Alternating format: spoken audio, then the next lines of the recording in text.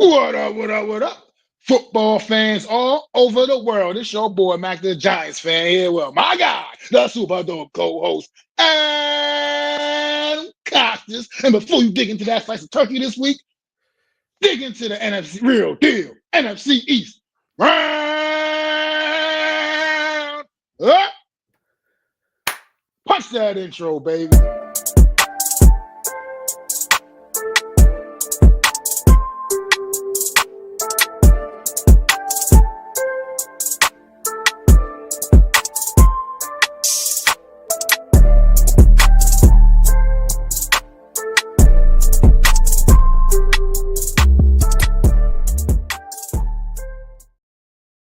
Good afternoon, everybody. Welcome to another edition of the Real Deal NFC's Roundup, coming to y'all at a little bit earlier time this week, man, because obviously the holidays, brings family in town, and we got things to do, man. Shit, we got lives too outside of this shit.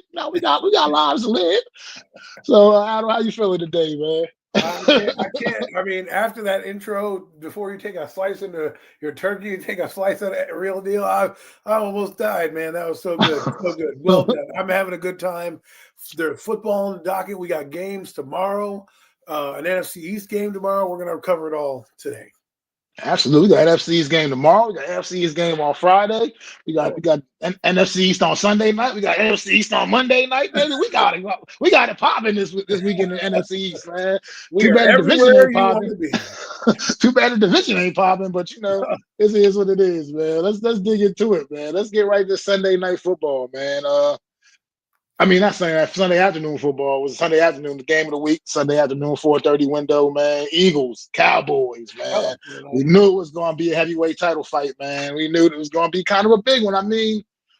Big for the Cowboys. Not so much big for the Eagles, but big for the Cowboys. And the Cowboys responded exactly the way you would like to see a team that's fighting for their playoff lives, man. What you think about this football game, man? I have to disagree. I think it's a big one for the Eagles because, they're trying to fight for the number one seed, and the way that they're struggling, they could use it. But this game was everything that it lived up to. Actually, it's funny that you bring this game up because I'm watching the game and it's 21-0. So I'm flipping channels. I'm like, man, the Eagles are going to run away with this. The Cowboys look like they got nobody. Then I'm like 21-7 at the half. I'm like, all right, tune in. I'm tuning into the third quarter. And then it becomes 21-14. I'm like, oh my God. Like, this is actually going to be better. And then, it gets to 21-21 after the Xavier Gibson fumble. And, of course, the defense on both sides step up. But most of the Cowboy defense steps up. Remember, Cowboys gave up 21 points. They shut the Eagles out in the second half completely. They did not get any points at all. And the Eagles did most of their scoring in the first half, and they missed a big field goal at the first half of the game, which proved crucial down the stretch. You never know when these points will come into play, but they obviously did at the end of the game because guess what? They lost by 3.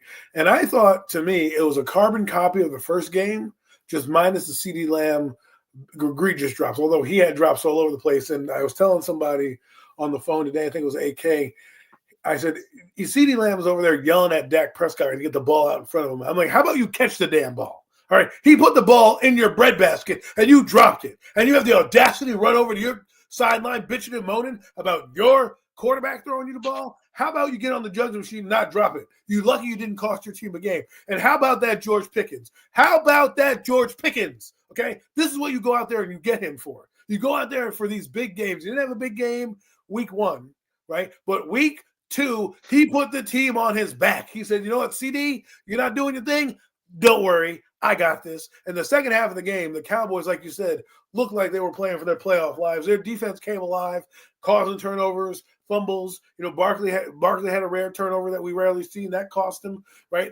Xavier Gibson on that huge hit. You want to talk about hustle, right? They featured that kid on the replay, and they said, watch this kid go down. He got knocked over 3 or 4 times and still made the play.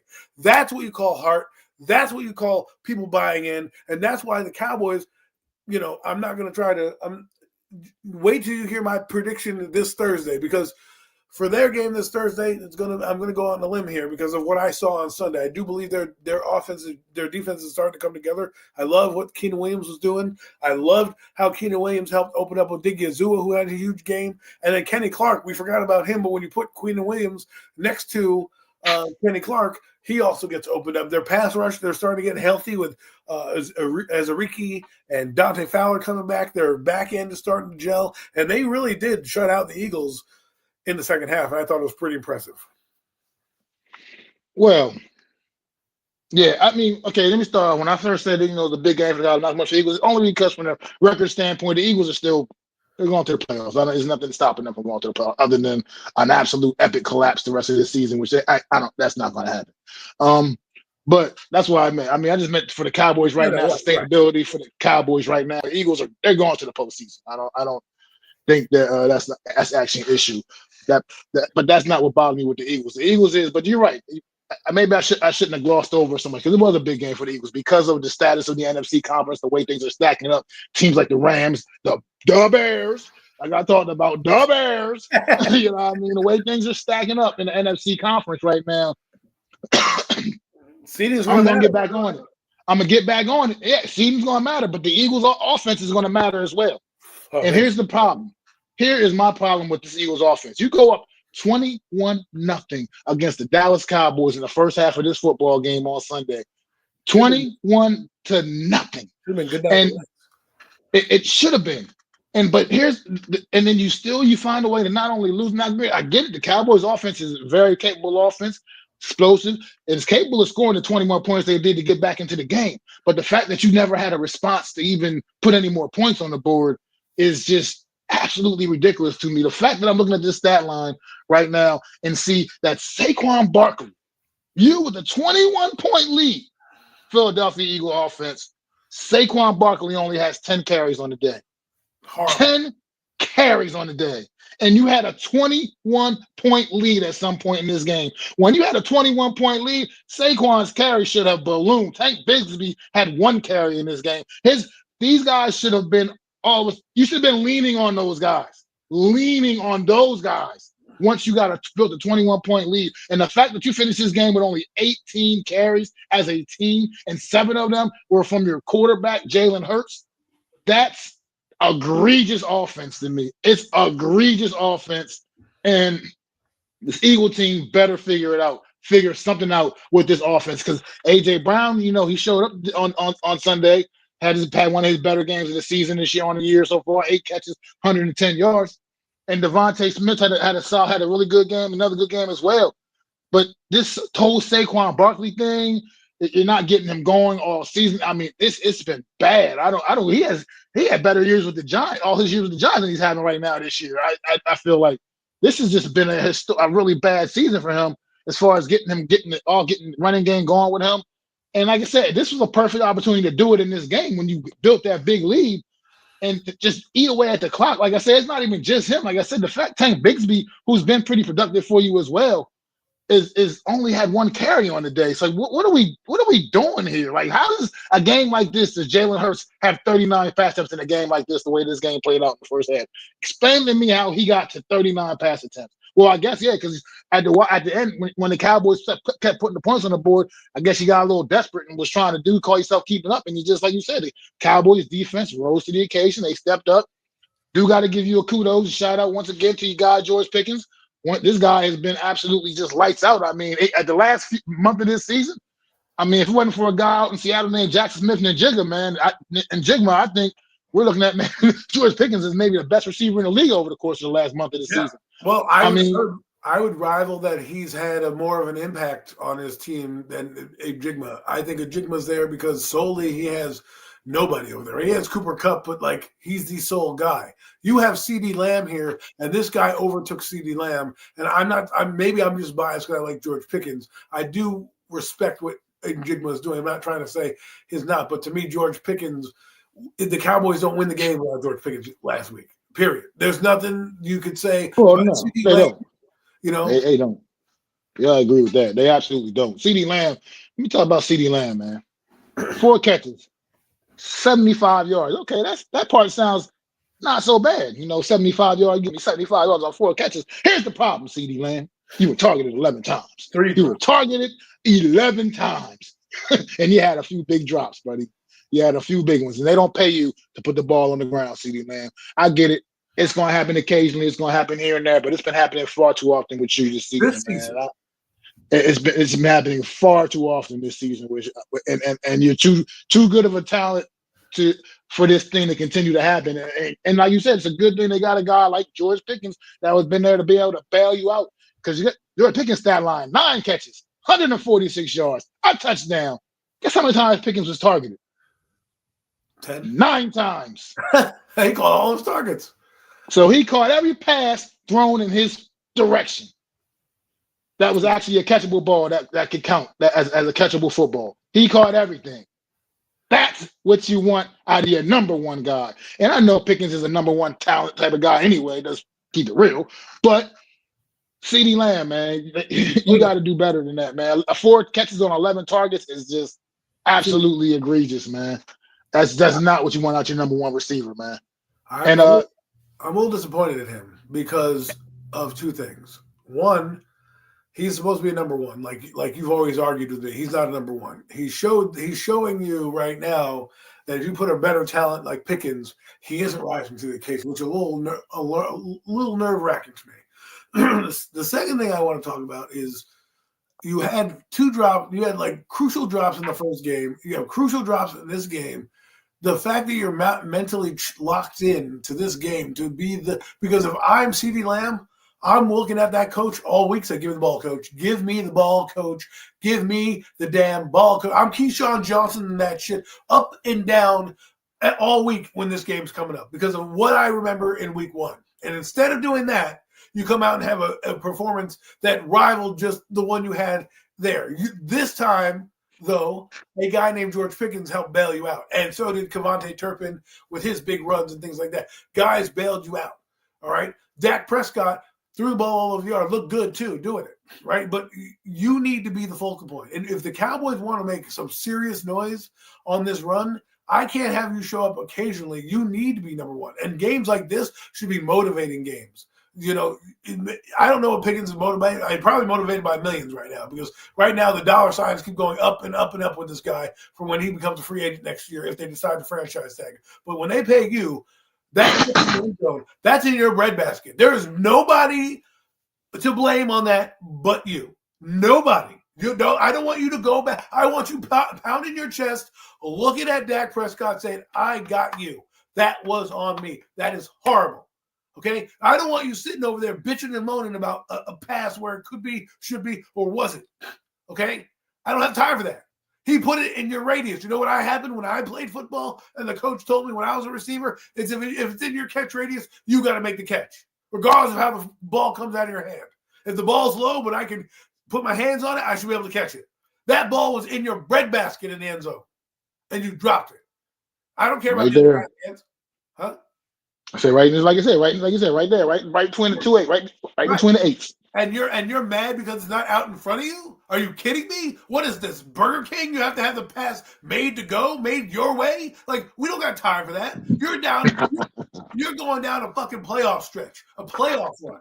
And you had the audacity to be yelling on the sideline at your quarterback for not putting in the spot that you wanted. I'm sorry, Mr. Baseball player, Mr. Home Run hitter, Mr. whatever you want to call it, diva. Like, it's not catch the damn ball. You're paid to do that. There are guys that are crappier than you making that catch as routine every week. And you're lucky it didn't cost you the game this week. Because what would have the excuses been then? We wouldn't have seen you on the play. We're going to see you on Monday with your shirt off with the jokes machine. Yeah, great optics. Okay? I'm sorry to get on my soapbox about this, but I know that if I was in his position, there's no way I'm having a worse game or having 3 drops against the Eagles. No way. I'm making a point to dance all over that team because I got embarrassed and humiliated on national TV. I mean, and not to mention, this was the 4:30 window. This is the game of the week after the afternoon on Sunday afternoon. I mean, it's almost as big as a primetime game. This is the game most people probably were pretty much tuned into in that late window on Sunday, because that late window wasn't necessarily an impressive late window. So they were locked in to this one for the most part. So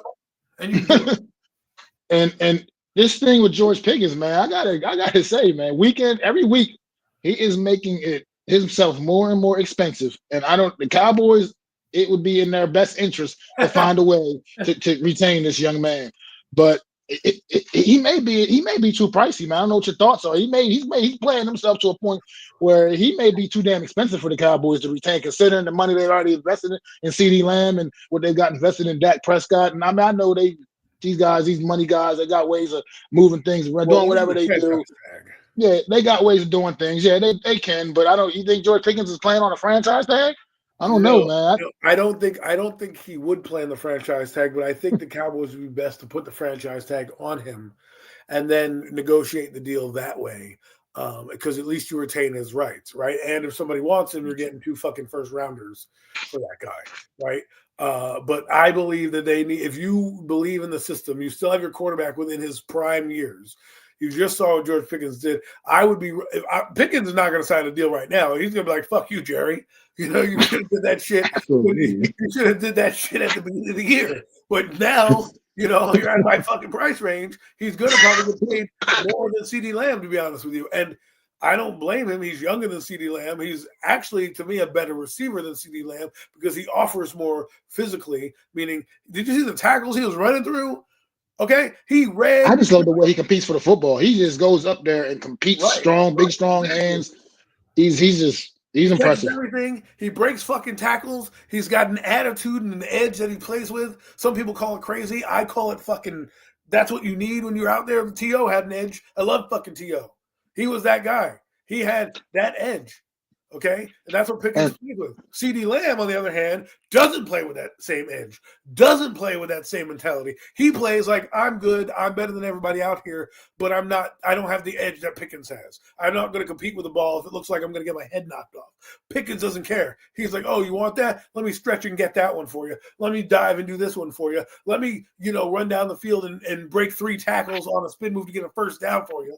No, now that you brought that up too about George Pickens, that's something I noticed with him like a season ago when he was still in Pittsburgh. Like I felt like he started to lose his desire a little bit out there, a little bit, kind of. You know what I mean? Like the passion was kind of fading away a little bit. The ball. That's what happened. Yeah, exactly. We now know exactly what the issue was there. We obviously know as Giant fans fully what the issue was now, for sure. I definitely got a hard lesson in it at this past, as I just refuse to listen to all you guys tell me how cooked Russell Wilson was. But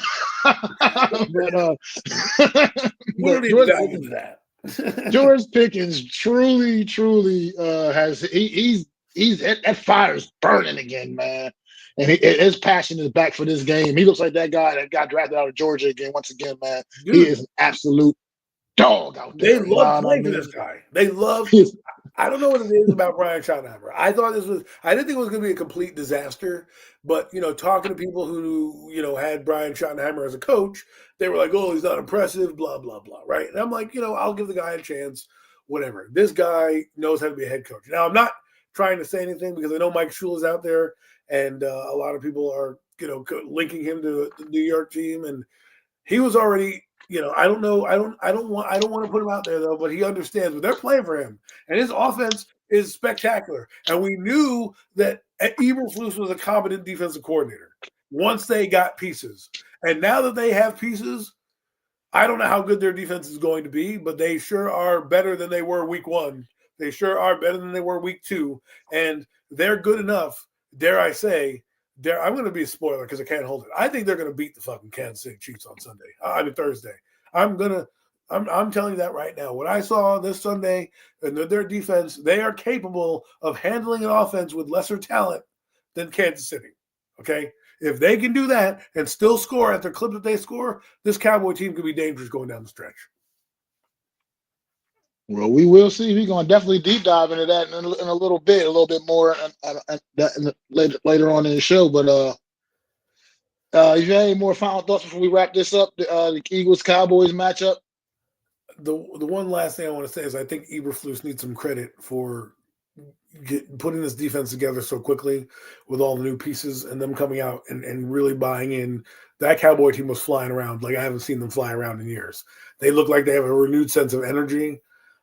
And by the way, last thing I'll say, the Cowboys are 21-2 with Dak Prescott at the helm. And let me touch on him real quick, because I feel like people hate on Dak Prescott, and I don't understand the reason. All the guy does is put up numbers, move your team down the field, and just play good football mostly every week. There are some down games, some up games, but He outplayed Jalen Hurts. He's been playing at damn near MVP level, every week. But this is the NFL. We know that every week can't be an MVP like week. But I got to give kudos to that guy. And he's made me a believer in Dak. For a guy in 10 years ago who was like, this guy is nothing, to now watching the game, studying him, looking at him, seeing what he's doing every year, to appreciating, man, he's better than I thought. And he's really handling his business, and I think he leads the Cowboys in passing yards, and he just broke that record this weekend. So just wanted to say hats off to Dak Prescott. And before I wrap up, to close, this is to the Eagles. Message to the Eagles. You got number 26 in your backfield. The man ran over for 1,000 yards. Ran for 2,000 yards a season ago. And had it not been for him sitting out the last game of the season, could have set the single season record. And yet, you just seem like he's just a forgotten man in your offensive game plan. I just don't.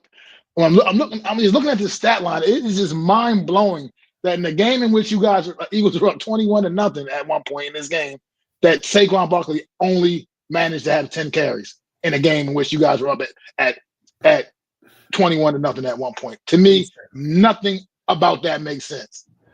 That's like a stat line for a running back on a team that was down 21 points, and now you're just back passing every damn time because you're just trying to get back in the game.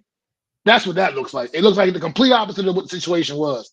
So I don't know what's going on. The Eagles offensive coordinator, whoever this guy, I don't know. I can't remember the guy's name right now offhand, but it doesn't matter. He's got to get his life together, man. You got to do better because it's just too much talent on that offense for it to just look so broken and so dysfunctional at times. Like, you play that great first half of football, and then the second half you can't score a point. It's not even the first time you've been shut out in the second half. Even the New York Giants shut you out in the second half the first time we played them. I mean, this is just weird with the Philadelphia Eagles, man. I don't understand it this season with this team, but like I said, when you get into the postseason and everybody you're playing is good, that's not going to cut it. I'm sorry. It's just not going to cut it. So, figure it out, Philly, because like I said, this is – I think we were talking about you guys, being a legitimate dynasty, which is still possible. Don't get twisted. I mean, things could turn in an instant in this league. We've seen lots of Eagles all of a sudden lights come on, and all of a sudden now they're just blowing everybody away. But they need to show some signs of it, because right now I think it's a lot of just really up and coming teams. I mean, you got the Rams, you got the Bears. Seattle is still forced to reckon with. San Fran ain't going nowhere. You got Green Bay is still hanging around in there. Detroit is a team that you still got to worry about. And now this Dallas Cowboy team is starting to play some really good football. It's coming around. They go out there, like you said, on Thursday and take care of the business Thursday. They're going to be another one of those teams you got to account for and worry about too coming down the stretch of the season. It's going to be interesting. Eagles got to get their life together offensively, especially, man, because I feel like it's been a weird season for this team offensively. I'm sorry, I don't know any other way to put it. It's just been a weird year. But just I'm not mad in a sense, because this is the Eagles. I don't care about whether they have success or not. But unfortunately, for just the talking points on this show, it's been disappointing watching this team all function offensively. I think most weeks, honestly, because not even, like I said, this is almost a similar story almost every game. I mean, they haven't really put together that great offensive game all year. I can't remember the rest of all their games offhand right now, but it's just been kind of weird. You know what I mean? Watching this team work and function, man. So I don't know. They just got to do better. But that's all I got here with these guys, man. Let's talk about let's get with the Sunday afternoon 1:00 window. There's only 2 games this past weekend. Giants and the Lions. Giants up to Detroit. And this went like every other New York Giant game. What's going on, Mosley? Good to see you, brother. Thank you. Have a happy Thanksgiving too, man. Same to you. But this game went like every other Giants game, guys. The same way they've been going. Offense, been kind of fun, exciting. It's fun to watch. You get flea flickers. You get the touchdown pass to Jameis Winston. You're in the fourth quarter. You got a 2-score lead in the fourth quarter, and just like the New York Giants do, y'all blew it again. Adam, thoughts, man? Well, it's hard. It's a hard rinse and repeat. That's what I said to somebody. That's why I texted somebody. Rinse and repeat. Fire the coach, same results, right? And I can't even be angry anymore, because the reason I can't be angry anymore is because I'm tired of wasting my energy on losers. This team's a bunch of losers. That's what they are. I'm sorry to say this to people. And I'm about to name some of your favorite players on this team as losers. That's what they are. You know, we can't, and everyone wants to blame the coach because obviously the coach got fired. The point I wanted to make about the Eagles also works here. Sometimes the head coach is to blame for some of the shit that goes on the field. You can't just exonerate people by just firing them and just thinking that this is it. Devon Holland, you paid a fucking fuck ton of money to. You're telling me he can't make a fucking tackle? He can't take a proper angle? Are you kidding me? That's on coaching? No, that's football 101, bro. You see the running back, you go get the running back. Okay? That's what you do. I don't care what the defense is called. He puts you in a position, you go make the damn play. That's what they paid you for. Sometimes you got to be above the X's and O's. Jamar Gibbs had 15 carries for 215 yards and a walk-off touchdown, or would-be walk-off touchdown. Okay? I knew when the Giants didn't get the touchdown on 4th and 3, Mike Kafka. Okay? Why are you not taking the points? Why? I don't understand. I don't understand why common sense is not in football anymore and why analytics play a part. I understand you want to go up, but worst case scenario, you're giving them the ball at the 90 and you're hoping your defense is there. But at that point, you know your defense can't stop a nosebleed, and all they have to do is get in the fucking field goal range, right? Well, guess what? If you score a field goal, you have to force them to score a touchdown, and maybe the Lions, who had struggled all fucking game in the passing game to drop back pass, they did not do well. Why not give it and put it onto your defense, right? Why not roll that dice? At least you would have been smart. Instead, you missed the 4th and 3. You give a team go down the field, who, by the way, you're only playing half the field. Why do I keep telling you people? This is the age of kickers. You only have to play 50 yards now. 50 fucking yards. That guy kicked a 59-yard field goal, and he would have made it from 60. Okay? He would have made it from fucking 60. And getting back to Holland and head coaching. A delay of game on defense? A delay of game on defense? You had the team stop. See, these are things that a football team that's going through it does. They don't know when the money is on the line what to fucking do. You know, play it safe. Play it aggressively. If I play aggressively, what's going to happen? This is the type of shit that happens. And I blame you, Mike Kafka, for putting your defense in that fucking position to begin with. You kick the field goal and you force them to go down the field. Force them to win the game in regulation. And it turns out they had to kick a field goal because your defense did just enough to get them in there. Do I know if they would have won the game? I don't know, but I would have taken that fucking chance. You didn't even you hung your team out to dry. And on top of that we're giving too much excuses to the coach, to the players. Oh, well, we fired Shane Bowen. Shane Bowen's not out there making a tackle. Jamar Gibbs had 3 runs. The same fucking play 3 times. The same play 3 times. And you think you would have hit it with the ones when they go 40 yards, you'd be able to block it, do it again. They hit you with 3 plays, the same thing. And at one point, he was touched. At one point, the guy was touched, and he fucking stiff-armed you all the way to the end zone. Yeah. Well, look. There's a lot to go around. Like, Mike Kafka, look.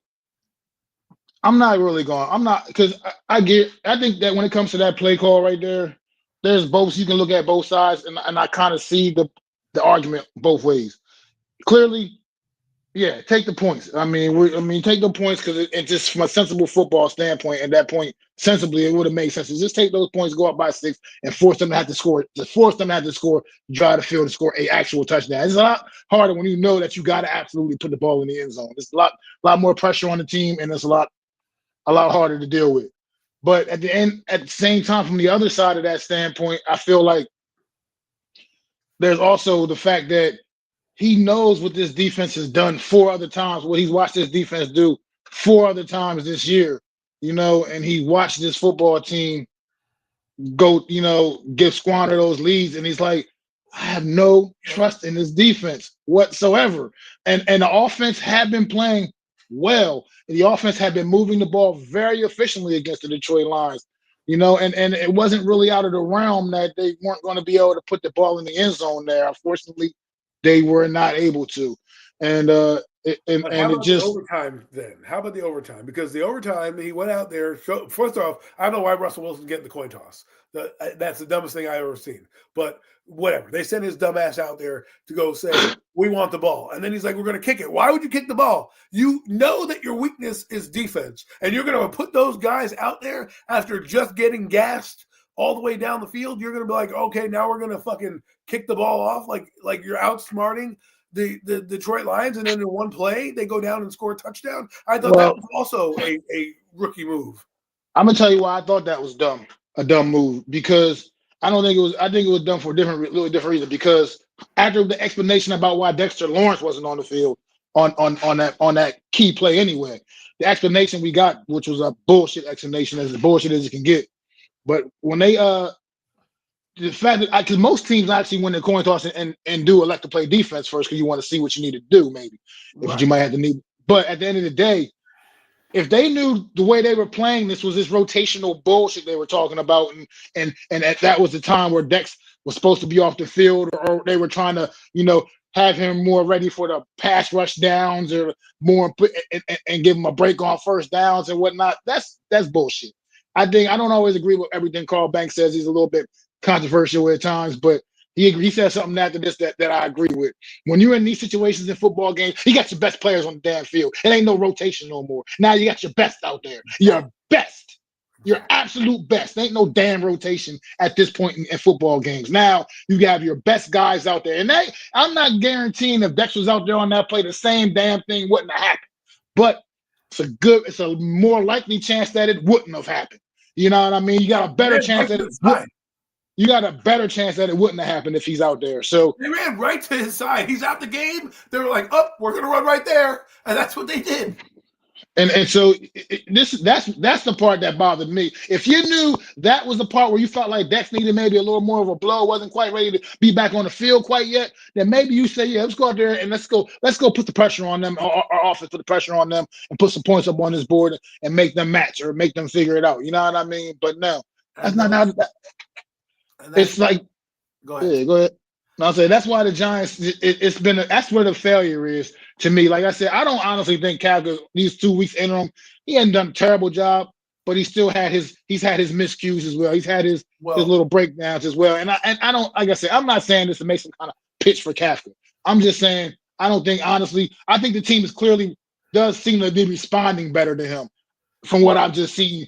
The way I'm watching them play, they seem to be even on the defensive side of the ball, because even though they're still breaking down in the fourth quarter in the critical moments, they played better football throughout the majority of the games than what we were seeing through most of the season as well. So I mean, this is just a mess. This whole thing's a mess. That's why the whole thing needs to be torn down. Exactly. But you bring me to that point. Look, I think to me, I thought he had the job at the beginning of the Detroit game. After the Detroit game, he's lost the job. The explanation of Dexter Lawrence, he lost the job for me, right? And then the Twitter battle going on with Jermaine Illuminor calling out Aiden Hutchinson, on Twitter, and then a guy who does breakdowns for the Giants and Giant website basically goes, the guy had 6 tackles, four tackles for loss and the game-winning sack. I don't think that was, being shut out. And it's like, this is the type of bullshit we're talking about. You're losing and you're talking shit on Twitter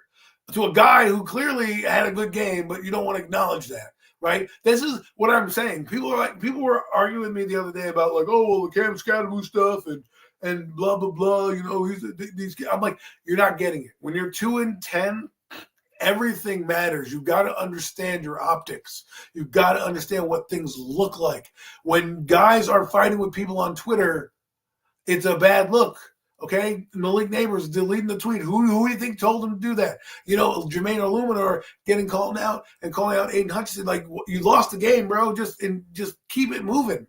Keep it pushing. Had you won the game, sit there, puff your chest, and be like, look what I did with Aiden Hutchinson. And then we could have said, whatever, man, we beat you. Well, you didn't. You lost. And this is the type of mental fortitude I'm talking about. And this is why I agree with you. 100% blow it up. I think a regular coach coming in here could make this offense hum with the talent they got.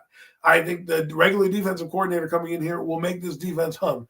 I think this team this coaching staff has infighting. There's rumors now about, the DC being picked and why they didn't choose this guy, and it's just to me a very messy situation, and it's getting messier by the week as the weeks go on, right? And as the things carry on, and I can't look at Mike Kafka as you're starting at zero, because you're not.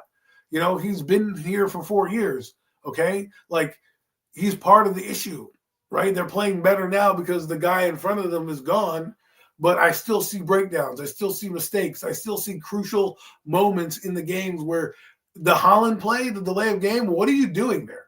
That's just stupid. That was just stupid. Right. That was just stupid shit. And I'm just saying, like, that's the type of shit that undisciplined teams do. They don't understand the situational football. And that's what this team doesn't understand. Situational football. And I'm sorry. If Kafka had won, I'd be like, you know what, the Giants are probably gonna, make this guy the coach. But he lost, and there are too many critical mistakes that he made that maybe I'm being overly critical about, but they're like common sense mistakes. I understand what you're saying with the aggressive nature at 4th and 3. I understand it. But in hindsight, you take the 3 points and you just you make them have to beat you going down the field, right? Because at the worst, I'd rather not get this game tied and do what the Giants did, right? Go into overtime. Because if once it hit overtime, I knew the game was over. I knew the game was over at 4th and 3. I said, this team is going to go down here and figure out a way to either put it in the end zone or tie this game up. And they did exactly that. And once they got into overtime, they looked at the Giants like, oh, we're going to get it again. And what I mean by taking the ball, look at the Lions did. The Lions forced us to have to score a touchdown because they didn't go down and score a field goal. You gave them one play. And what did it do? It had to force you to be in passing situations where their defense had the advantage now. Their defense could do more things because they knew that you had to pass the football. And so this is what I'm talking about when I talk about coaching.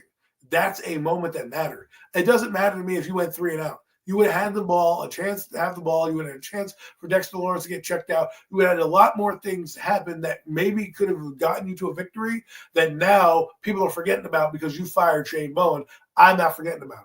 I'm not looking at that. That was a crucial moment in the game and a thought process that didn't make sense to me, regardless of what happened. You put the pressure on them to have to go down and score a touchdown and match you. Because guess what? If they kick a field goal, you win the game, right? If you kick a field goal and they kick a field goal, the game still goes on. So if you go down and score a touchdown, guess what? Now you got to go match. That's what the Giants had to do. They had to go match and score a touchdown. Did you think that they were going to score that touchdown? I didn't. I knew here we go again. And what happened?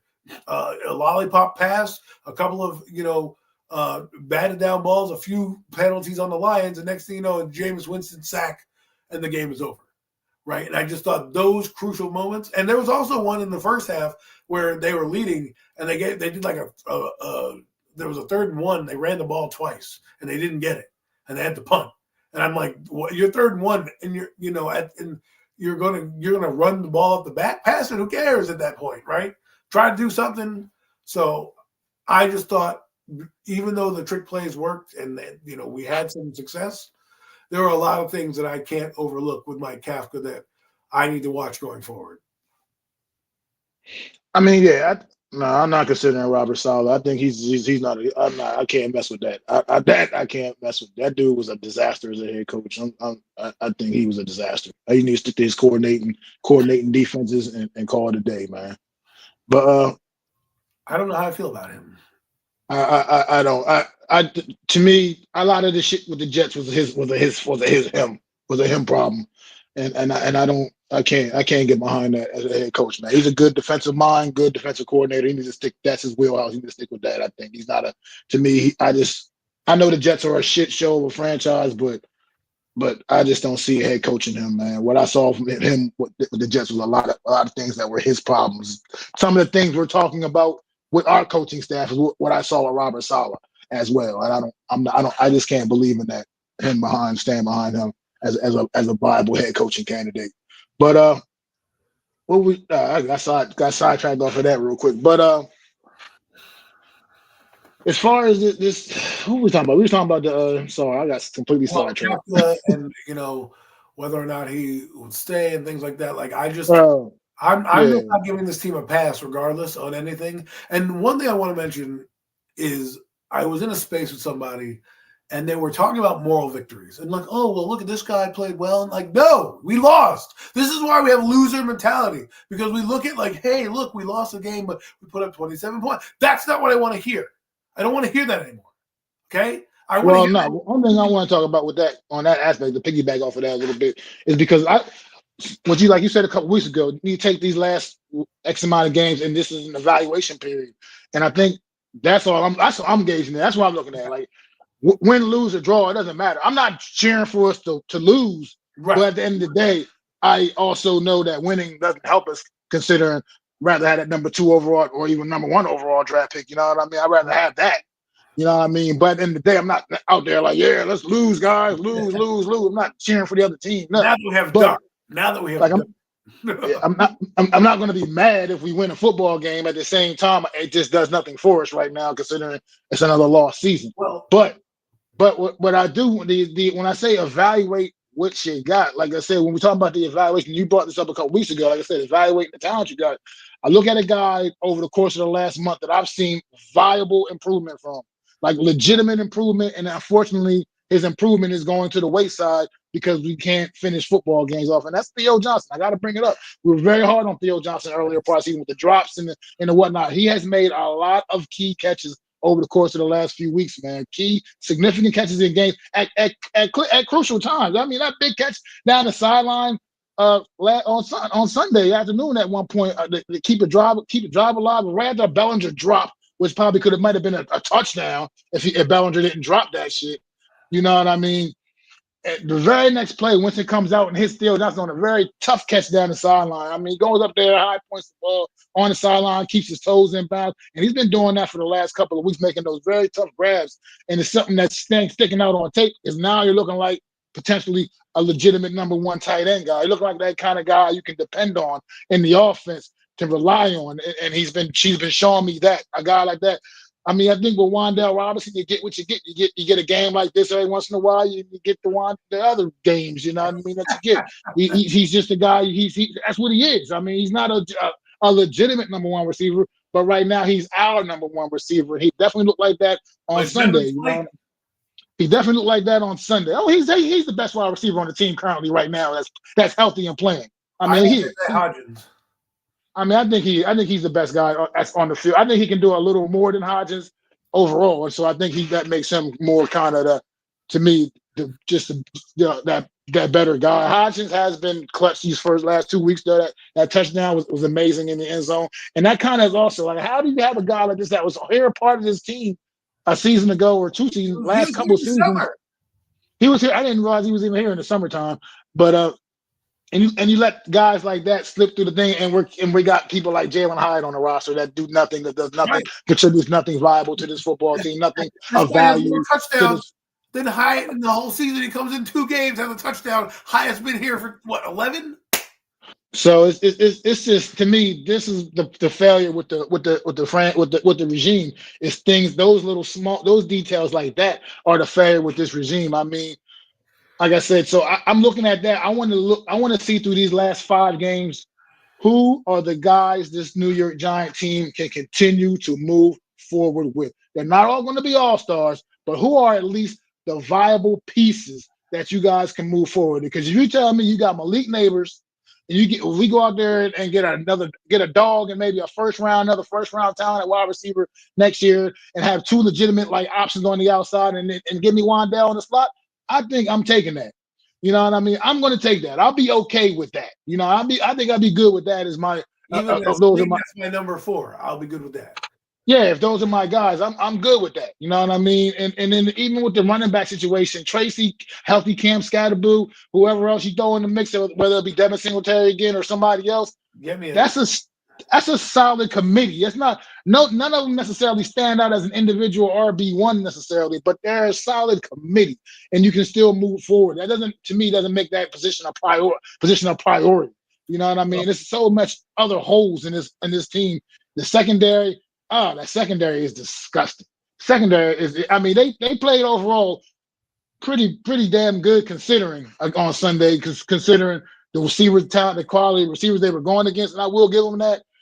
But this secondary needs an overhaul back there on the back end of this defense. I mean, the fact that All right, without Tay Banks out there this week, and we know he's not really very good in the secondary. That they played probably one of their better games anyway without him. I think he's going to Goes.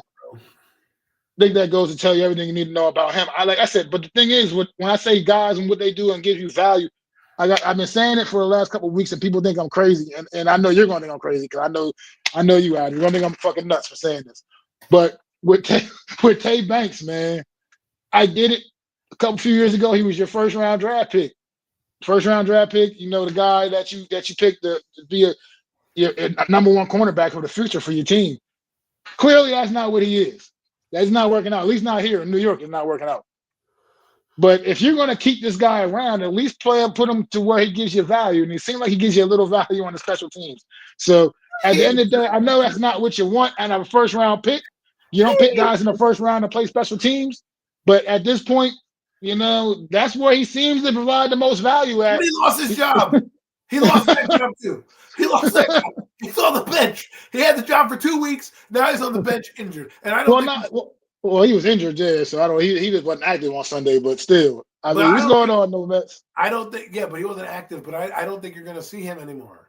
I think they're going to kind of phase him out. Like, okay, Tay, you know, stay over here. They can do that too, but they need to make an option decision on people like that. And Jalen Hyatt, right? They're just phasing those guys out. You know, those guys aren't part of the team. Like, my goodness, get him out of here. And what irks me about Hodgins is like, all right, you had Bo Collins here. You thought Bo Collins was better than Isaiah Hodgins. You thought many other people were better than Isaiah Hodgins. If you brought that guy in, what would his numbers be with Dart already, right? We even haven't seen this kid play with Dart. We've seen him 2 games, and in 2 games, he's made an impact, okay? And it makes me wonder, why are we going to keep Joe Shane when these are some of the gaps that you define a GM by, okay? You can't just define them by picking Malik Neighbors. You got to define them by the roster construction right now. You look at our linebacking core, we got nobody in there. We're getting fucking bums off the street. We lose one every week. We lose one every week.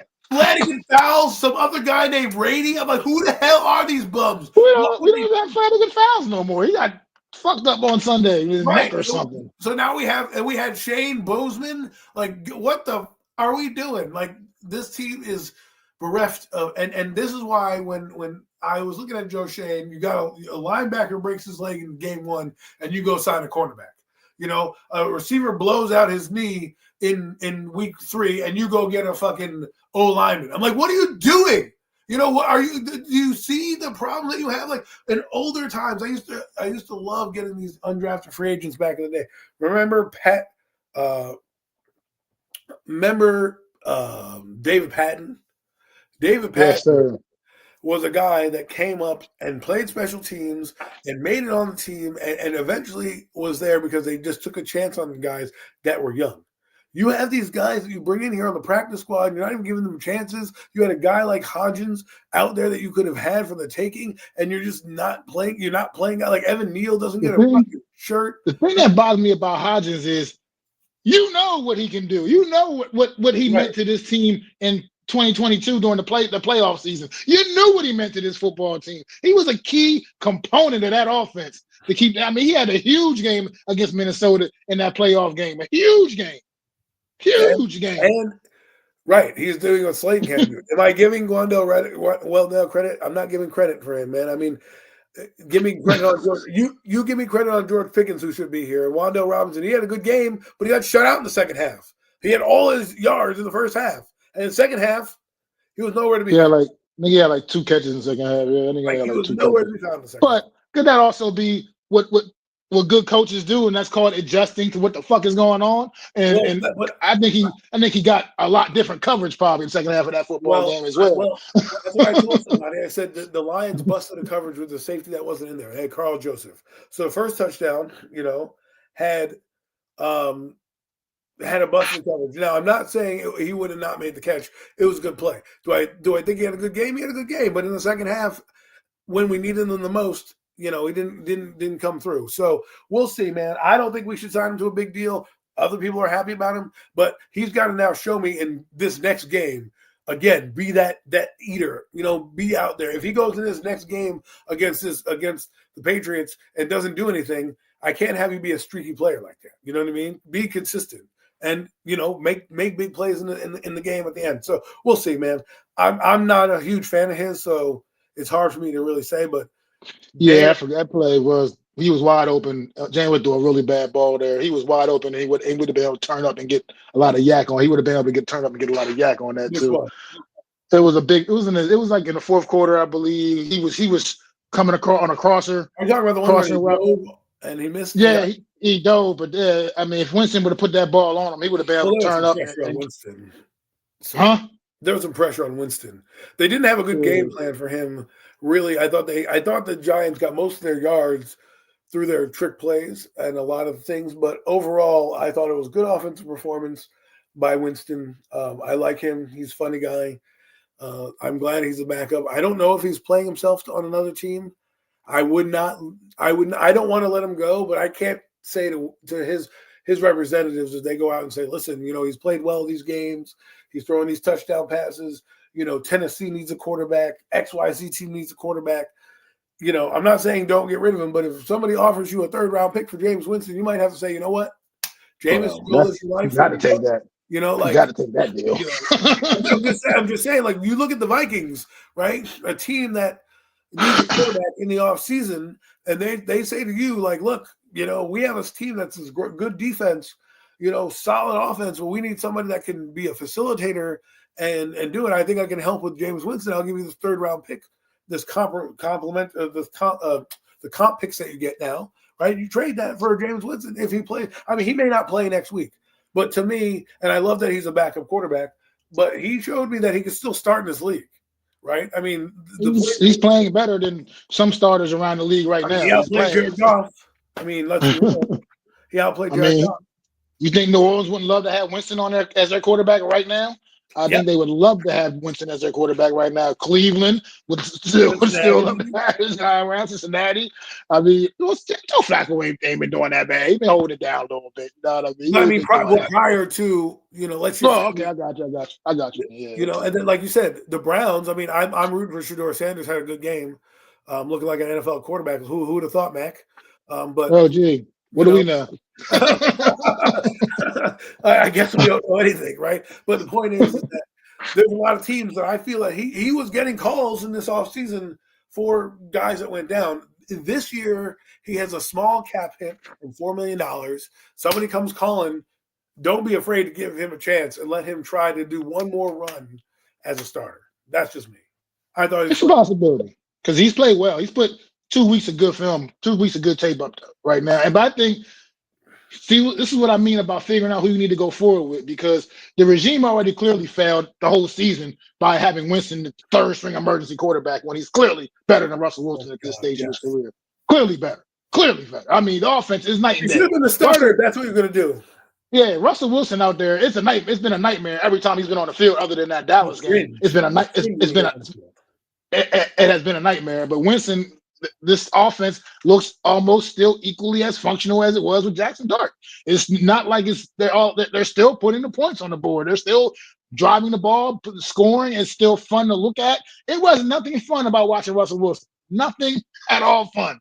I mean, when Russell Wilson would come into the game, he would get booed. I felt embarrassed for him that he came out there for the coin toss on Sunday. I felt embarrassed. That's the only way you're getting on the field is to come out here for a fucking coin toss in overtime, bro. Like they don't even cut the camera to the sideline and show you on the sideline anymore during the game. Like I forget that he's even out there. Like he's just so insignificant. He has his helmet on now. Like you're not going in.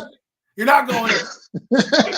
Like, they rather put the punter out there before they put you out there, buddy. Like, give me look. Russell Wilson highlight for the Giants. The one highlight game, the Dallas game. He had that great moon ball in the preseason, the Bo Collins. I told you, I thought it was bad when they didn't make it an open competition. Obviously, you hear now that it wasn't really a Dable decision. It was more of a upper management decision, which to me that. Let me go off on a tangent real quick about the tangent, but still within the Giant realm. If you weren't going to let this guy control his team in Brian Dable and allow him to pick whoever it was a starting quarterback, and you're forcing players on him to play, then you should have fired the guy to begin with and brought on a new guy that you could have done this to. Because you can't tell a guy, by the way, you have to win, but you're going to play Russell Wilson, who's cooked because we paid him fucking $10 million. Even though your rookie quarterback and your third string quarterback outplayed him in the preseason. And I even told everyone that. I showed you that. I said, look at the offense when it comes in. Well, it's preseason. Look at how much juice they had, right? Like sometimes you got to look at the operation itself and not the result of what happens, right? And the operation for those two guys was a lot different than when Russell came in. Even in the preseason snaps, I knew it was different. When watching the practice, I knew it was different. That's why when I said this kid needs to start, it wasn't because I was trying to, make my point about Dart. It was like, I'm seeing this guy outplay him, right? And now you're knowing that Winston outplayed him, which you saw in the preseason. We all agreed that when Winston came here, it would have been fun if he was a starter. You went out and got Russell Wilson, and the results were bad. I remember people telling me, oh, it wasn't him in Pittsburgh. It was, it was Pittsburgh falling off. Well, it was him. And sometimes when you listen and you do the research and you're talking to people, like I don't always get my information secondhand. I go to people's spaces. I listen to, read some of the articles that they put out and see what some of their fan base is saying to find out like, oh, okay, maybe it wasn't him. And I talk to some football guys that I know that are like watching the game and they're bouncing opinions like, hey, you think of this? And I'm like, oh, okay, that is kind of true. Right? Or this guy said this from ESPN, and you kind of aggregate the information and you're like, oh, well, I understand the O-line, but he was washed up. And you should have known that and let that guy pick his quarterback. You didn't, and it sabotaged his season and then the rest of the season. And then, of course, on defense, you should have fired that guy last year too. And we would have respected you, but you didn't. So I think this whole mess with the Giants is like you said, I don't need moral victories. I'm like you right now. I want to see who's going to be. I'm like Bill Parcells in '83. Who's going to be my team in 1984? Who are the guys that I'm going to, not have to worry about filling that position or that backup role?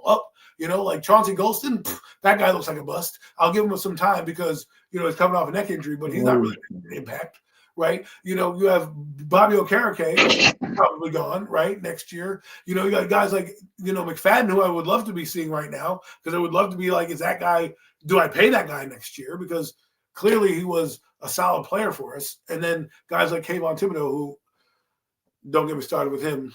But my point is, I'm not worried about wins or losses. I don't care about winning the game for next year. Somebody also brought that up. Well, win the game, and then, you need to win one for Andrew Thomas and Dexter Lawrence because it'll boost them around next year. I'm like, first off, you don't even know if the regime's going to be here next year. And don't give me this bullshit about winning a game at the end of the year because we did in 2022. We went to the playoffs and came out week fucking 1 and got the doors blown off, okay? And then the week after that, we won a couple games at the end of the year, and then we came out against Minnesota and got the doors blown off. Like, what are we talking about? Don't tell me about this every year, winning a game at the end of the year. Just go out there, evaluate your talent. Let's see if you can salvage some wins. And to me, at the end of this, it doesn't matter if Mike Kafka runs the table. I need a new coach in here, a new regime, somebody that's going to push back on the regime at the top. If you're keeping Joe Shane, I need a guy in here that's going to be like, no, I want to run it this way, right? I can't have any more. I can't, because even right now, Kafka's getting pushed around. Oh, you got to keep fucking Shane Bone for 2 weeks. Oh, you got to play this guy. Oh, I need you to make this guy the defensive coordinator. I see it right now. I don't want that guy. I need somebody that's going to come in here and right the ship entirely. Well, like I said, I don't want to be too hard on the Cavaliers. I think he's been overall decent in interim, and all things considered, in an interim situation the last couple of weeks. He's been decent. Like I said, I do like the response he's getting from the team. But no, I'm not. Like I said, I think it's an absolute long shot, and I think that shit probably has officially probably sailed, even though he's made, the moves of like firing Shane Bowen and naming Winston the starting quarterback or the backup quarterback, and those to me are moves that dumbass Dable was too stupid to understand that he needed to make sooner. You know what I mean? So at least he's done that, and it didn't take him as long to do it. You know what I mean? But at the end of the day, like I said, it's a long. Everybody knew it was going to be a long shot to retain him, regardless if he. And there's no way a guy's going to stick around. And people, because I've heard people even say, "Well, we got to find a way to keep him on the staff, at least some kind of way." At this point now, he's only staying on the staff as the head coach, guys. Let's face it. I mean, come on.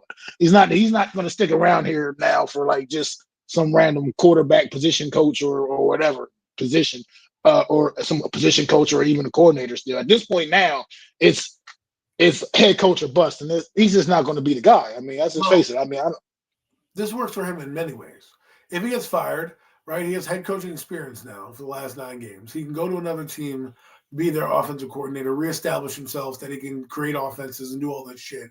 And in a year or two, he can now really get a job because he'll have that head coaching experience. He can explain to him what he's learned from being a Giant head coach and all that stuff. Like, I think this is going to be a better test for him to get a job somewhere else and say, let me go, go to, like, I don't know, let's just say Miami and be an assistant head coach to Mike McDaniel and call the offense or something like that, where you can reestablish your value. Because if I'm him, I want to get the stench of Dable off me, right? Because right now, you're associated, no matter what, you're associated with Dable. Dable's fired. It doesn't bode well for you guys, regardless of what happens. Not many interns become the coach next year. How many times? Antonio Pierce, how'd that work out? Jeff Saturday was the interim.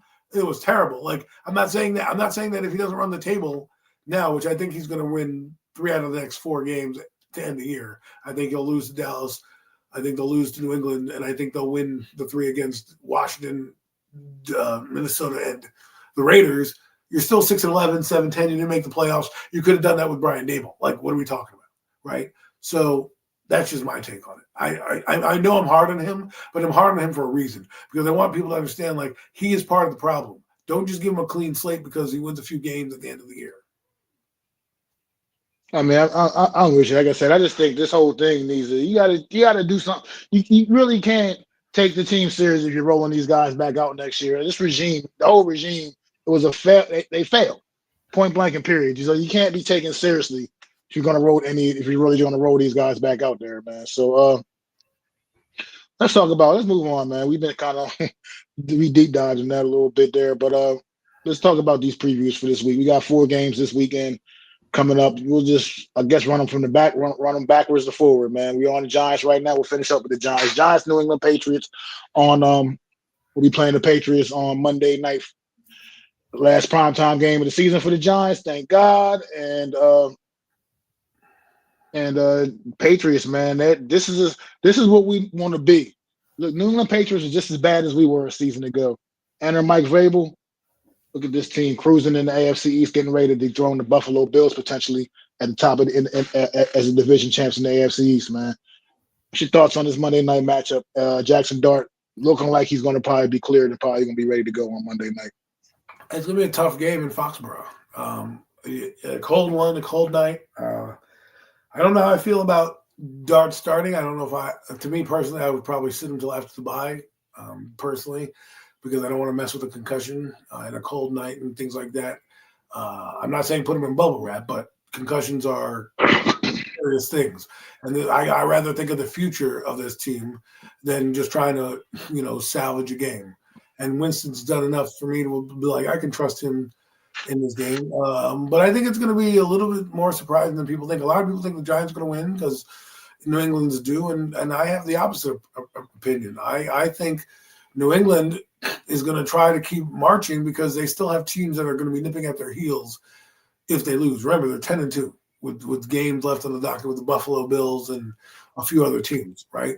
They could easily end up like 12-4, 12-5, if they're not careful, and you don't want one of those losses to be to the Giants, and you're like, oh man, we have to win these games. These are games that we want to,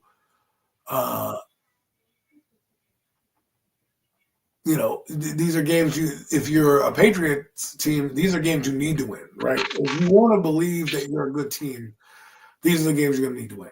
Regardless of the record, this team is down in the dumps. If the thing that gets me though is, and the reason why I'm leaning towards the Patriots is their coaching staff is Mike Vrabel and Josh McDaniels, and they guys who've been there, done that, and will have this team ready to go, right? And I understand that people believe in your fans, and I guess you can believe that way. And I'm not saying that I'm rooting for them to lose. I just think it's going to be a tall task to ask to go into a hostile environment with a team that's humming. I know they have injuries, but you've got coaches that understand that. Vrabel's been around the block. It's not like a first-time head coach that may not know how prosperity. Now, I could be wrong, and the Giants have competed with the best of them, I guess you could say, and have done their job. But I just think, and in the end, the Patriots will be just a little bit too much for the Giants this week, and they're going to continue their march. Well, yeah, I think what I'm looking at right now, like I said, I just can't do it. I can't pick the Giants to win football games because they don't know how to win football games. I mean, clearly they go out there and they compete. So, yes, it's good. They jumped over that hurdle from a season ago. They compete offensively. They score points. They're fun to watch. Fun offense to watch. They've been a fun offense to watch for the most part. But they can't close out football games. I don't see why this should be any different. They'll probably go out there to be competitive. They'll compete. They'll go, toe to toe with the Patriots. It's a better football team than them right now, currently. And they'll go toe to toe with the Patriots. And I think they're going to do what they do best: is drop the damn ball and lose a game, because that's what they do. And we don't know anything else right now. Sure, I think the New York Giants are capable of beating anybody in this damn league the way they played all season. They're capable of beating anybody but they just don't know how to. They don't know how to beat anybody. And that's the problem with this football team. And I cannot pick them to win a football game because they don't know how to win. And here, like you said, if Dart starts for winning, it doesn't matter, though, because that's not the reason why we're losing. We're not losing because of any kind of deficiencies on the offense. We're losing because of the defense, right, week in and week out. That's why we're losing football games. Dart's been pretty good in every game he's played. We've lost two. We've lost all of them except two. The game he played against the Chargers, and I forget what the other one was. Who else? Oh, the Eagles. The Eagle game, right? So I get what we're saying. I get Dart, but you also got to think, like, we got to look at overall what we think a good team should be. When I had a team that had double-digit wins, I did not, trap game. You cannot call it. You don't want to call this a trap. I know they have a big game past us, right? But I don't think this team is not going to be prepared. They're gritty. They're tough. They're going to know the assignment. The fact that the Giants put up 27 points and took the Lions to overtime is going to, open the eyes of the Patriots to be like, oh, this is not like the Browns that we're playing with Dylan Gabriel over here that can't do anything on offense. They can do stuff on offense. Now, what I'm worried about is defensively. Like, I don't know what tweaks you can make on a short week. I just don't. I'm sorry. Like, this guy's coming in on the unit that stinks, right? Defense. What is he going to now implement? You bring the rush. Now you got one-on-one with Stephon Diggs against our shaky corners, right? Like, so it's a lot of stuff that just in this game doesn't make sense, doesn't jive with me. And if they lose, then they'll be able to lick their wounds going into the bye week and figure it out against Washington at that point. So, but I just think they don't match up well with this New England team. I mean, we're gonna find out. I mean, like I said, I think this team, they showed me that they can go out there. They'll compete with anybody, but they don't know how to win games. They don't know how to close the deal. They don't know how to finish it off, point blank and period. Until they show me they can do that, I can't pick them to win, man, because they should have won on Sunday. They should have won last Sunday. They should have won the Sunday before that. I mean, they don't know how to win football games. This team don't know how to win football games. Crucial drop here, fumble there. Yeah. Right? Like Nomad says, yeah, but Dart is going to overcome the defense. But can he overcome the deficiencies of sometimes his guys? When Theo Johnson drops the ball, when Rondo Robinson doesn't make a catch, right? When the defense actually on the other side makes a play or gets a turnover, like those are the type of things that you may not be able to overcome. It takes one play to get the ball back for the pay. Look what happened in the Cowboy game. They were leading and then they punted and then boom, Xavier Gibson fumbles and now the Cowboys are back in business, tying the game up, right?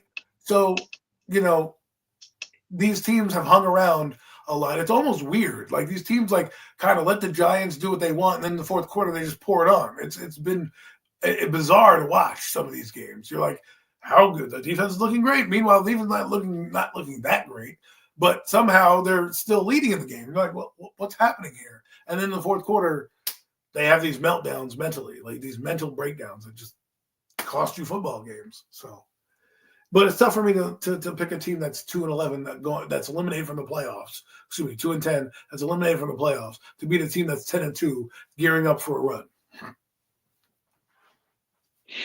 Yeah. So yeah, that's just where we at with the Giants, guys. I mean, until they prove they can they can know how to win football games, I can't pick them to win. Doesn't mean we won't But watch. yeah. But Sunday night, Washington Commanders, another huge disappointment in this NFC East division this year, considering the season they had a year ago. Washington Commanders are taking on the Denver Broncos. Where's this game at? Is it out in Mile High? Let's see. Where's it at? They're in Washington. They're at home in Washington. They'll be down at. They always play at home. They're always at home. It seems like for some reason, but. Okay, in Washington, hosting the Denver Broncos, one of the best teams of football coming in. Washington is one of the worst teams of football right now, and there, Jaden Daniels is back to practice, but it looks like he's not going to be on the field on Sunday night either. Like he'll be out for his third consecutive week. Adam, what's your thoughts on this one, man? Sunday night football, the Washington Commanders, Denver Broncos. I would definitely not put him out this game because they're going to be hunting in that game. I think there's going to be a bloodbath for Denver. Similar to what the Lions did to Washington. I think just Washington is, they're going to be able to, move the ball here and there with Mariota, be competent on offense, but they just don't have the talent on defense to stop the nosebleed right now. And that's been the case with a lot of these NFC East teams. Their defenses have not been very good, and we'll find out they're coming off a bye week. I think coming off a bye week, right? They are. They're coming off a bye week. They'll probably look prepared, right? But I can't go against a team that's cruising like Denver, who's, again, going to look at this game like we cannot let up. We have to beat a team, bring in a backup quarterback, that's a wounded animal. These are the type of games that teams that we want to call them trap games. Fine, call it a trap game, call it whatever you want. You got to find a way to get a victory, and I just think Denver's gonna do it on national TV, make a statement, just like what Houston did on Thursday night. I agree. I just think Denver, they just rolling, man. Denver, they're rolling, man. This team is, they're not necessarily all the prettiest to look at, but it's damn effective, man. Everything they do is effective. And Bo Nix. Let me tell you about Bo Nix, man. This is a guy that people just love to just, Bo Nix ain't this, Bo Nix ain't that. Yeah, Bo Nix, he's a fucking winner. He is a fucking winner, guys. He wins football games in the National Football League for his football team. And when he plays at the best, he plays when the lights shine the brightest. When the pressure's on, you get the best version of Bo Nix that you get. Bo Nix is like, he's got that cool demeanor. He's not flashy, but it just works, man. I don't know why people give this guy such a hard time. They just want to give him such a hard time. And all he's been is effective. Out of the rookie class last year, if you redrafted that, he's gone before McCarthy and Penix easily. Oh yeah. It's like not even up for debate. The other three will still go ahead of him. Sure, right. The other three would still go ahead of him, but he's gone before the other two guys that got picked ahead of him for sure. Probably number one in this draft class. If you were to draft him this past draft, he's probably going. Oh, absolutely. He absolutely would have been number one in this draft class. Absolutely. If he was out there. I agree with that. So people just gotta chill out. I think the Denver Broncos are gonna win this game. I think coming off the bye, Washington is gonna come out and get their ass absolutely handed to them at home by the Denver Broncos. I agree. A bloodbath is a good way to put where I think this game is gonna be, Adam. I think Denver is going to just smother the Washington Commanders on Sunday night, man. It's going to be as bad a game Sunday night as it was this past Sunday night with the Buccaneers and the Rams. That was an absolute terrible football game. I think we're going to get an equally as bad football game again, man. A very lopsided affair. But let me say that's Washington. We got Friday, Black Friday, while everybody, people out doing their crazy shopping. There's going to be a football game on. The Philadelphia Eagles taking on the what's they call the Chicago Bears, the monsters of the Midway, man. This is a big game. I think when the schedule initially came out, nobody realized that this game was going to have the implications that it now has, man. This is going to be a big one. I mean, this is seeding involved in the NFC. The Chicago Bears leading the mighty NFC North Division right now. Who saw that coming? I'm gonna tell you who saw that coming. You did. Mac the Giants fan saw it coming. Go back and look at Premium Takes about a couple months ago before the season started, and we did our preseason picks. Chicago Bears right up there in the mix with me, babe. I had them right there in the mix. Didn't have them winning the division, but I did have them in the postseason. Sure, they still got work to do. They ain't there yet. But this team has been very impressive. Caleb Williams looks like the #1 overall draft pick now that he is playing lights out. It's costing me in fantasy football because I got him and Lamar Jackson on the same team, and I keep playing Lamar Jackson because I'm scared to put Lamar Jackson on the bench, and Caleb Williams keeps outperforming him, and I'm feeling like an asshole right now because I lost 2 games in a row, and that's been the biggest reason why, because I just keep not playing Caleb Williams. I don't know what's wrong with me, but that's a whole different story. Sorry for that. But this game here, Adam, what you got? What you got on this game, Adam? Well, before that, no Mets goes. He would not be the #1 pick, Bo Nix. I think he's better than the 3 quarterbacks coming out of the draft. He was ranked higher than all 3 of those guys coming out. So I don't know why he wouldn't be the #1 pick with what he did at Oregon going into this a weak quarterback class. You don't think that he would be #1? He absolutely would have been, man. I disagree with you, Adam. He would have been #1. To me, he came out with way more heralded, more heralded than Cam Ward, way more. And Jackson, all those guys. And Jackson Dart, Shador. Well, Shador was 5th round pick anyway, but Tyler Show, he was the 3rd quarterback, right? Pick was Tyler Show. Yeah. And Jalen Monroe, like I think he's picked at least, if he's not picked at 1, he's definitely probably picked 2 at least in this draft. So if you don't want to be #1 overall, we'll get technical, he'll be in the top 5. How about that? Does that work? He would have been the first quarterback pick, regardless. I think he would have been the first quarterback pick on the board. If Bo Nix is in this draft, Cam Ward is a Giant. I'm just saying that's probably what happens. Right? If Bo Nix is in this draft, Cam Ward's probably a Giant. But anyways, I'm just I don't agree with that. But it's okay. We can agree to disagree. But for the Bears, it's a huge game for it's a huge game for both sides. The Bears, because they won a game against a winning team. So we want to see them legitimize that. We want to see them build off of that, build off of the momentum you got, right? Beating Pittsburgh. And then let's be honest, Pittsburgh's a, good team, right? Whether you like them or not. They're a tough, gritty bunch. And what were we saying about the Bears a few weeks ago? See, being criticized for winning football games? I'm sorry, Adam. I don't understand. You criticizing the guy because he wins? Okay. That makes sense. All right. Back to you, Adam. I'm sorry. Sorry. Listen, no, Mets. It's okay. We can agree to disagree. But like I was saying, the Lions, we want to legitimize it. Last week or 2 weeks ago, we said when they beat the Giants, we got to see them beat a team that's good. Well, now they made a team that's good, and now you get the Super Bowl champs. Right, coming to your building, if I'm not mistaken. Maybe you're going to Philly.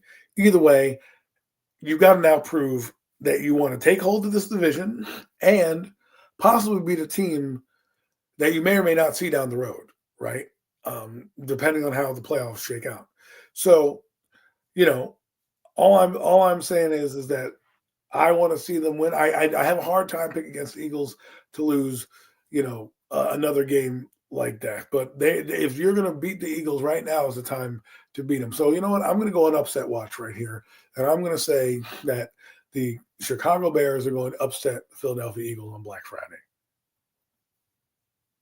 Oh, I agree 1,000% with you. I'm right there with you. I think that that Chicago Bears, they're just kind of on a roll right now, man. They're fine. They're the opposite of what the Giants. They find ways to win football games.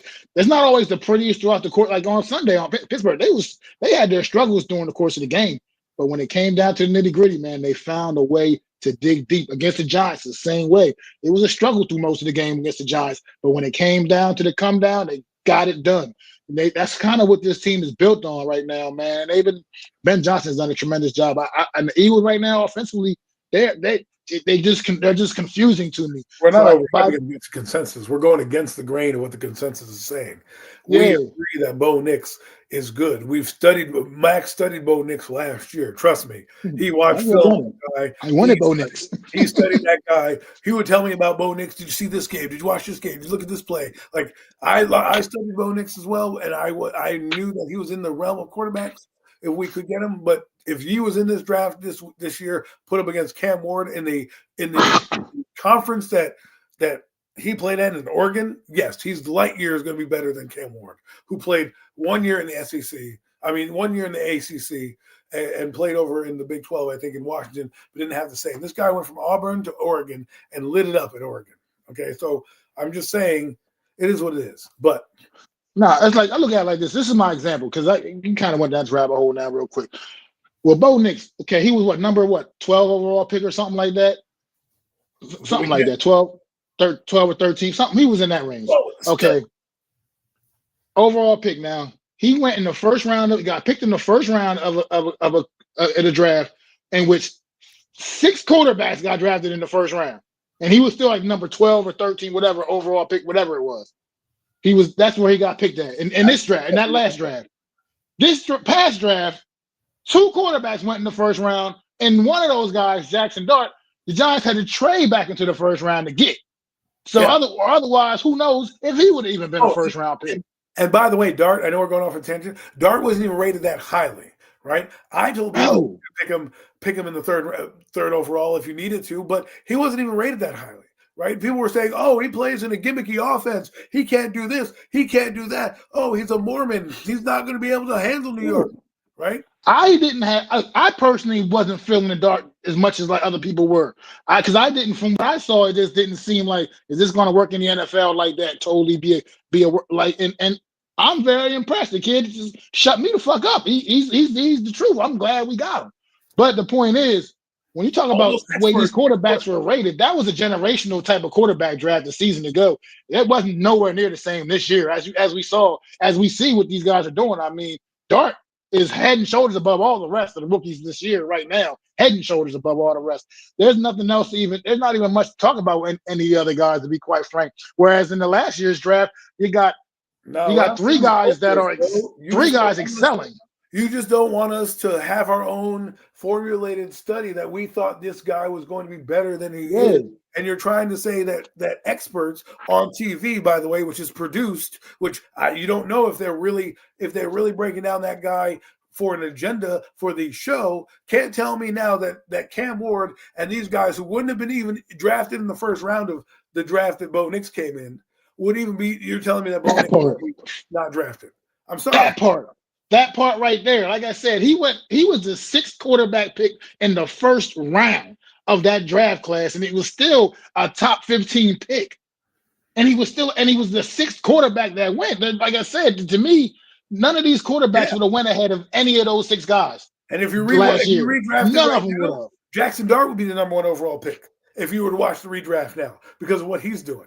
Obviously, it's history, but people take what if we say we like a guy and he gets picked in the first round, he has some success, and we're saying, oh, we like him, but you're like, well, the national media doesn't like him. That means you guys are wrong because the national media don't like him, so you can't be right because you don't know what you're studying. Like, give me a break. I watch football. I have formulate my own opinion, and I'm saying Bo Nix, if redrafted against this draft in this draft class, would have been highlier touted than Cam Ward. That's just what would have happened. I'm sorry that burst your bubble. That's what probably would have happened. Yeah, so I mean that's all. That's where we are. I just it's all good. The opinions are respected around here. It's just that I just feel like I agree with Adam on this one as far as Bo Nix is concerned. I think he'd have been a top quarterback in this draft if he was in this draft class this past year. He would have been a top, just coming out from everything. Every week we have this debate. No Mets. Listen. It's cool, bro. You don't like Bo Nix. The expert don't like Bo Nix. We don't know everything. I like Bo Nix. I like Bo Nix. Mac likes Bo Nix. It is what it is, man. Like I'm tired Bo of Nix wins. Always getting into these like, well, the experts say. I know what the experts say, and I still did my own research and came away with that Bo Nix would be better than Cam Ward. that's in this draft. But you don't want to believe that. So it is what it is, man. It's time Even when those guys were ranking the quarterbacks last year, and I pretty much amongst those top 6 guys, most of them consensus had Bo Nix number 6, where he ended up being drafted amongst those guys. A lot of the guys, I never had Bo Nix there. I always told you what I wanted. I told you who my guy was. Straight up, it was Bo Nix. I would have been very happy with Bo Nix, and he's a winner, and he's showing that he's a winner in this league. But I don't know why we got all the way off the topic right here. We can't have So Dart was a second rounder too, bro. Go back and rewatch all the stuff. He wasn't projected going the first. He really wasn't. He got drafted high. So Nix got drafted high. I'm just saying, look at the mock drafts for Jackson Dart as well. So but if you redraft the draft now and were to go back in there, he would have been number 4 instead of number 6, and he would be probably number 1 in this draft. Just saying. Yeah, it's all good. It's all fun. I love it. It's fun around here, man, having these discussions. He's in this draft. It was in this draft class. We talked about Bo Nix being drafted in this draft class. So in this draft class was a second-round pick, just like Bo Nix was. All the fucking pontificators and experts were saying it. So in this draft that we're talking about now, that Bo Nix being drafted in, I'm saying the draft with Cam Ward, who you're comparing him to against Cam Ward, yes, he's in the discussion as well, Jackson Dart. So my point is that in this draft, Bo Nix probably is the number 1 quarterback going into the draft. That's the point we're making. I think maybe technically he might not be number 1 overall pick, because maybe whoever Tennessee or whoever else it would have been would have went different direction at a different position, but would have went different position maybe. But he would have been the top rated quarterback in this draft class. I'm sorry, he was rated higher than Cam Ward coming out. Cam Ward was number 1 in his draft class because Tennessee was desperate for a quarterback, and he was the top quarterback prospect. That's the way it works. But he wouldn't have been rated higher than Bo Nix. From what I saw, he wouldn't have been. But that's fine. We're on to something we shouldn't be on, because this is an NFC East show, and we talking about Bo Nix. What is going on, too, though? Happy holidays to you, my brother. Good to see you as always, man. Always a pleasure, man. I misremember. I'm always misremembering. I guess we're forgetting. You know what? No Mets. You're right. You got this, bro. I mean, I'm not forgetting how I felt about. I know how I felt about Bo Nix. It's on record. It's on record how I felt about Bo Nix. We can go back and look at the tapes. We can pull the film up. You know how I felt about Bo Nix last year before the draft. And I didn't study the quarterback class for 2 years. I don't know what they say. But we're talking about Bo Nix. I think you said you had the Broncos for the win, right? Yeah, you actually had the Broncos. Oh no, we're not even on that game anymore. We already moved on to the Eagles and the Bears. We both had the Bears too. Okay, I'm sorry. We got so far down. Okay.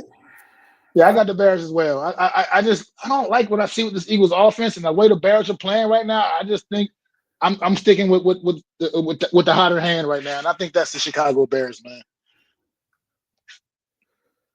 I get you, no mess. I think I see what you're saying, but it's all good, man. We're talking about what the teams did. That's what, not our feelings as well. We also know. Yeah. Let's go on. You're not understanding what we're saying. That's cool, man. It's all right. Dallas Cowboys. I mean, yeah, Dallas and Kansas City, right? Yeah, we got the Dallas Cowboys tomorrow hosting the Kansas City Chiefs on CBS. That's gonna be the dinner time. That's gonna be the dinner time game, guys. The dinner game right there. The Giants are playing this year, so I can enjoy my dinner. The Cowboys and the Chiefs, man, hosting the Kansas City Chiefs. The Chiefs. This game looked on paper like man, they brought the Chiefs in to bust the Cowboys' ass on Thanksgiving, but I don't know. You don't know. These two teams right now, the Cowboys look like they're playing a little bit better football than the Kansas City Chiefs, man. How you feeling, Adam? Well, I already know how you feel. You already said that earlier. How you feel? Say it again. I feel like the Cowboys have a chance. A lot of the Thursday night teams have a disadvantage because they're coming across country, and sometimes you can get them because of their body mechanics, and the timing difference. You might be able to get them, but Texas is not that far. But I think they'll be able to get up on the Chiefs. I just think the Chiefs' offense is similar to the Eagles, right? It can score, but also has trouble scoring, right? They're not the same prolific offense that they once were. And I think the Cowboys, if they can keep Dak Prescott upright, big if with this Kansas City defense, I think they'll be able to score some points. And I think defensively, they'll be able to make some stops when they need to. I don't know. I just think that game for the Cowboys, the way that they're feeling, I think they're going to take that momentum into this game. And not that the Chiefs are not a good team. They're fighting for every game that they're in, right? They're scrapping and clawing to stay relevant. Who knows what's going to happen to them? But unfortunately, I see them losing in this game just because I just feel the Cowboys circled that Eagle game on the calendar, put a lot of energy into that. They finally got over the hump of beating the Eagles, and they can see a path to the playoffs, hopefully, right? And maybe they'll see, maybe they'll make it, maybe they won't, but it starts here. You beat the Eagles.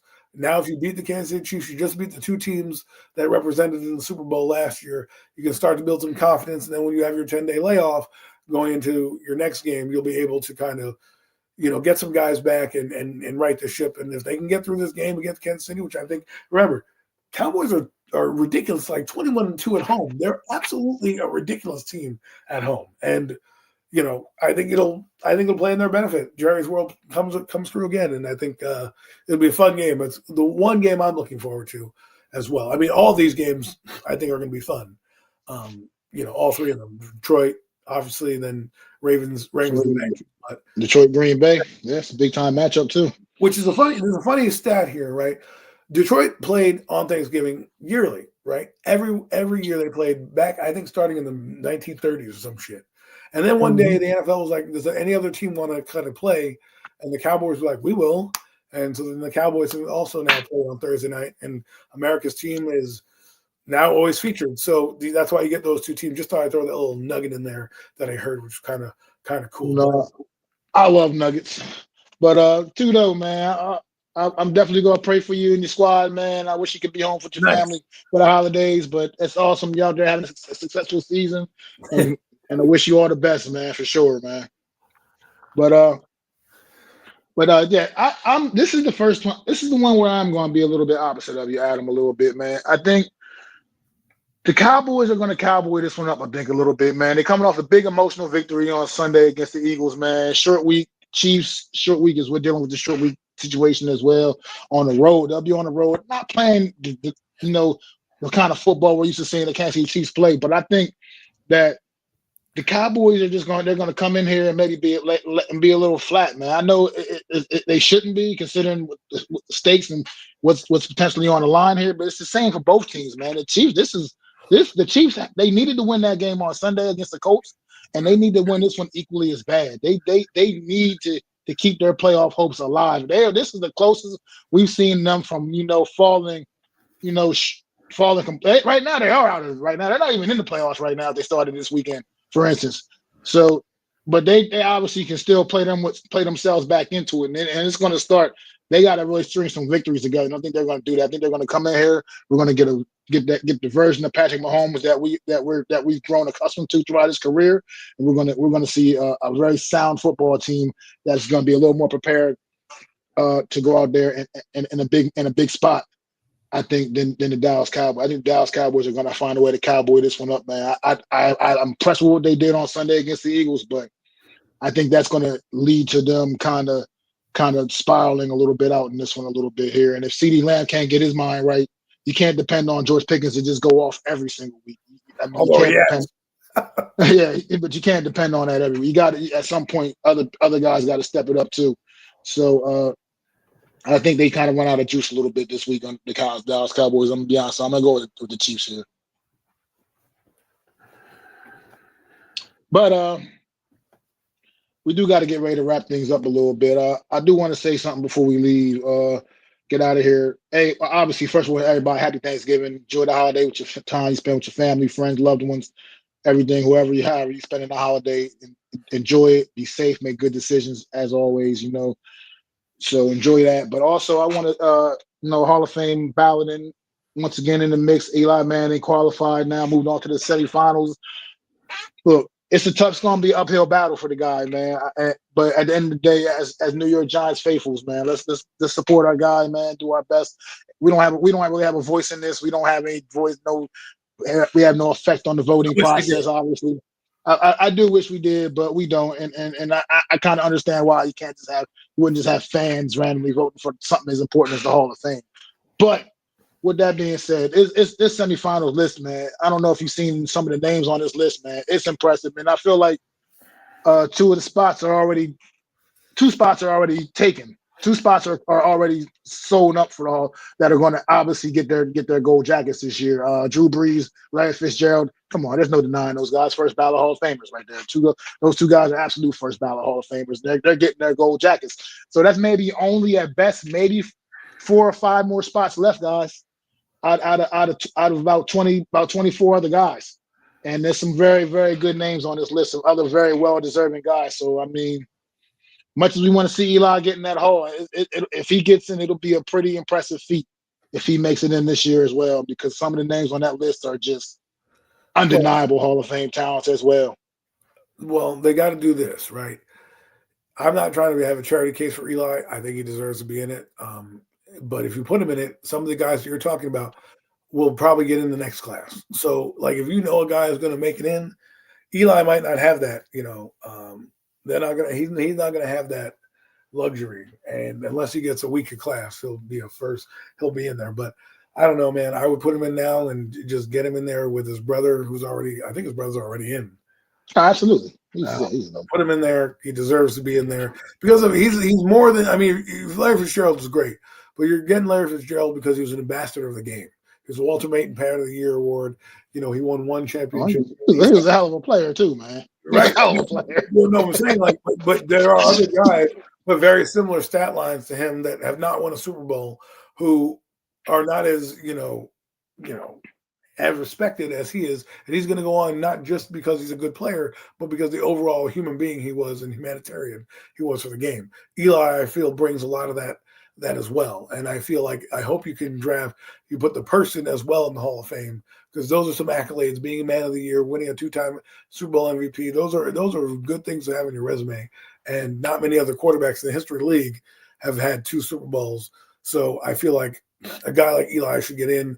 Maybe no mess is right. They'll make him wait. I don't understand what for, but he's also in the media. He's doing a lot of things on TV. The guy deserves to be in. Put the man in already, so I can go to Canada and watch. It's just that there's some names on that list. You gotta pull the list up and look at the names on that list, man. It's impressive. It's a back. I feel like it's a backlog on the Hall of Fame right now because the talent has been so immense in the league over the course of the last X amount of years that you're getting dogs out there, man. All right, put 10 guys in.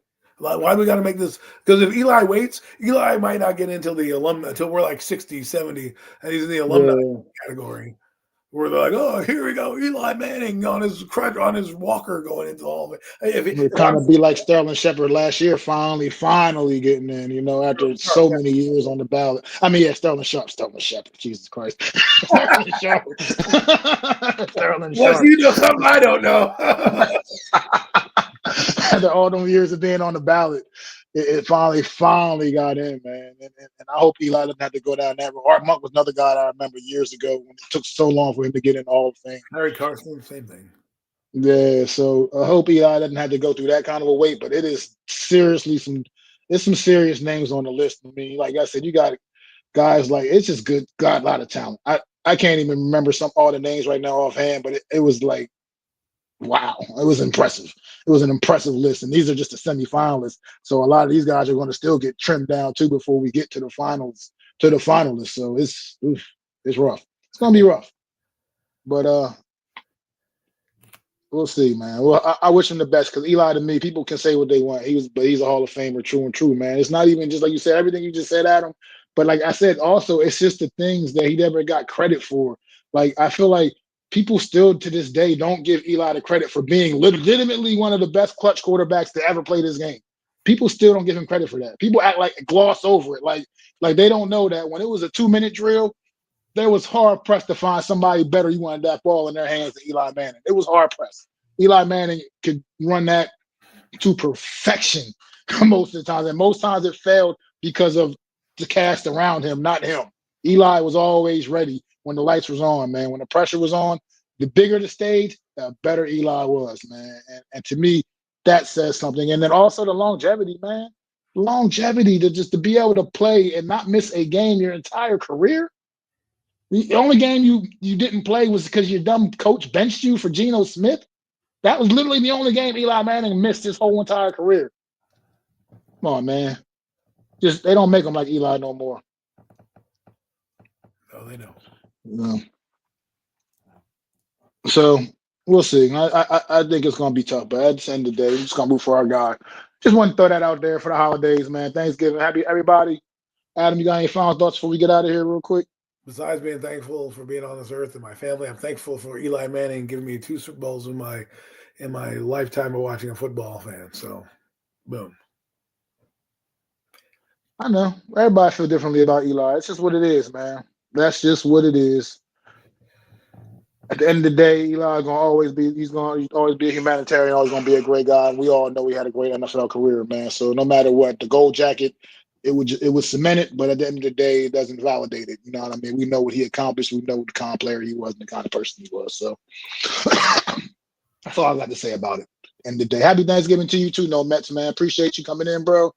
Most definitely, man, and appreciate everybody. Tudo, Mosley, whoever else was in here. I don't know if anybody else was in here today, but yeah, just Mosley, Tudo, and No Mets. But you guys, thank you guys coming in, supporting the stream at this earlier time. But we got to get out of here. Me and Adam got things to do. I got things to do, and then we got time. We got to spend time with the family, man. And it's that time of the year, man. Everybody, happy holidays to everybody.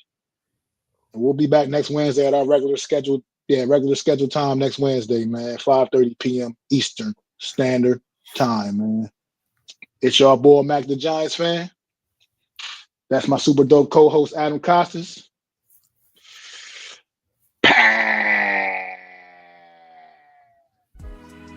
I'd like to thank you all for listening. If you was feeling this, please take time to subscribe and smack them likes. Feel free to drop a comment. Let me know what you think. Don't forget to ring that bell so you know when I'm dropping new content. It's your boy, Mac the Giants fan. You can find me on Twitter, YouTube, and Facebook at Mac the Giants fan. That's MACDA Giants fan.